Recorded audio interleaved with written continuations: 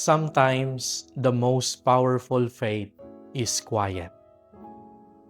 In today's gospel, a mother comes to Jesus carrying a deep pain.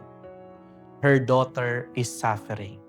She asks for help, but at first, Jesus seems silent and distant. Still, she does not walk away. She stays, she listens, she speaks with humility.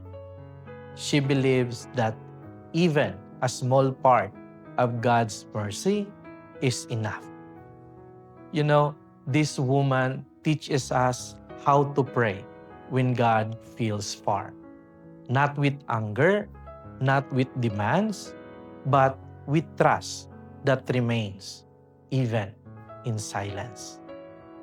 Faith is not proven when prayers are answered quickly. Faith is revealed when we stay with God, even when we do not understand. Today, we are invited to remain, to trust, and to believe that God is already at work quietly in our lives. Amen.